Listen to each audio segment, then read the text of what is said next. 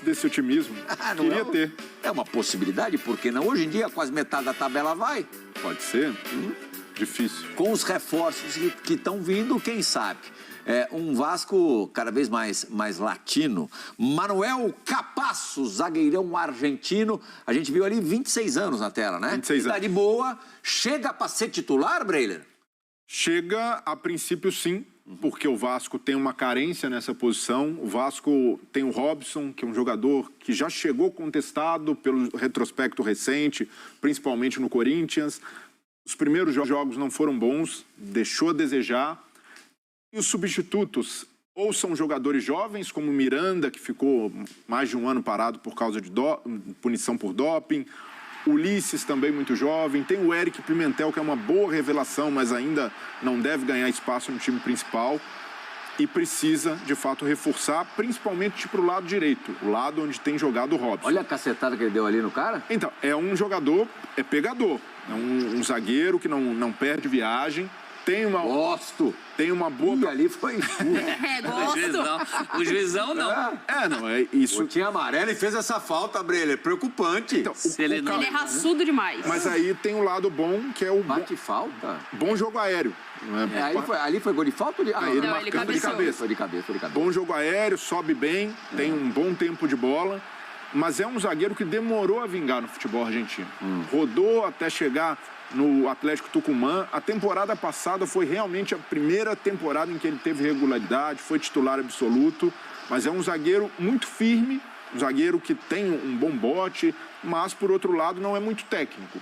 Mas pode dar um equilíbrio interessante. Ficou de encontro ali, quando você falou tem um bom bote, ele sendo expulso. Bota.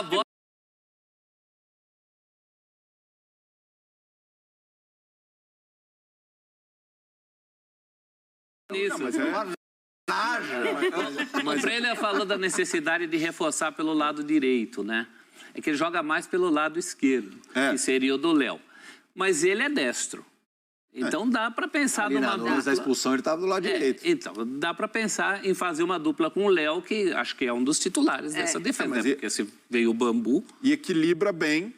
O Léo tem uma ótima saída de bola, um zagueiro que consegue armar por ali, e o Capasso dá um volume, um peso de marcação maior. Um cara mais combativo. Se precisar, se o Barbieri quiser, vou ter um zagueiro para caçar, para ir atrás do atacante, ele é o jogador ideal para fazer esse tipo, porque tem mais força de marcação que o Léo. Pode dar uma dupla interessante. Você sabe que eu conheço bem o Léo, né?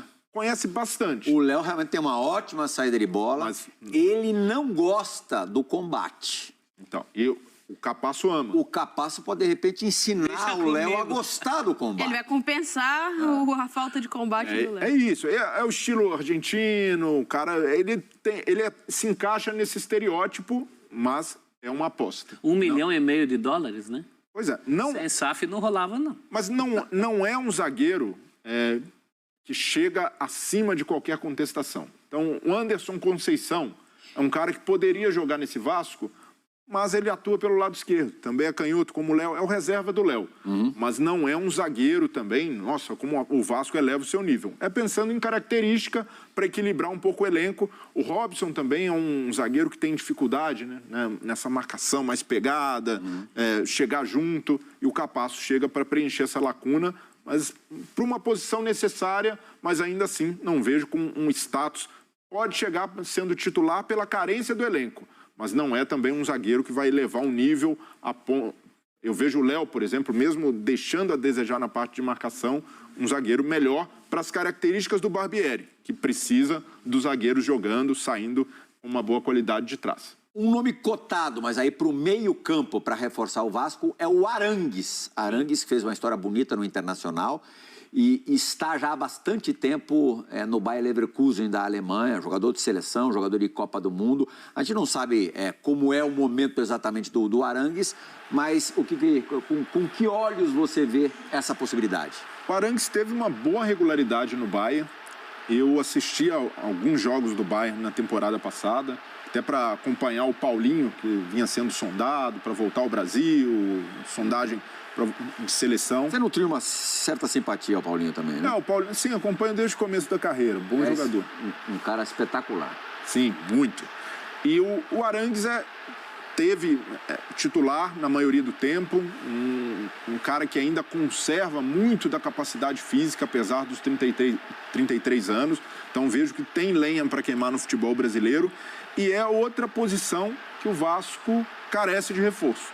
Meio campo ali, principalmente para volante, o Vasco precisa encorpar mais. Quais são para você as posições mais carentes do Vasco? O Vasco precisa pensar num meia, pensando que o Nenê tem contrato só até abril. Prioridade máxima para você é o meia. Um meia. O zagueiro está chegando o Capasso, mas pode chegar também mais um. Não vejo o Miranda e o Ulisses ali com uma capacidade de gerar. Podem ser utilizados eventualmente, mas mais para composição de elenco.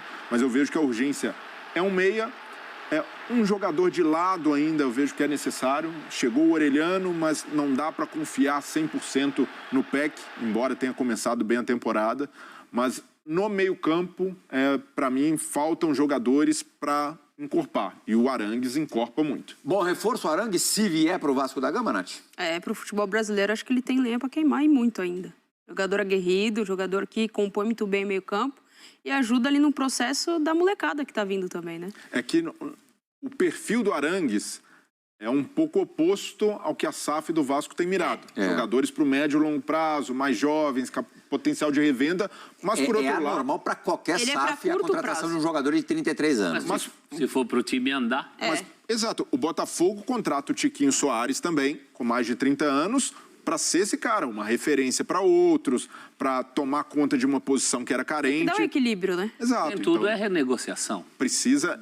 Dentro da receita, esse é testado e aprovado. No caso como o Arangues, não dá para hesitar muito. Será como responde? Para mim, esse é um cara que vale a pena investir, mesmo que não se tenha retorno financeiro depois. Oportunidade de negócio. Príncipe Charlie, que agora é rei. O Chile tinha o Príncipe Charlie e o rei Arturo Vidal. Aquele Chile do Sampaoli. Aquele Chile. Me agrada a política de duplinhas que o Vasco está procurando seus reforços.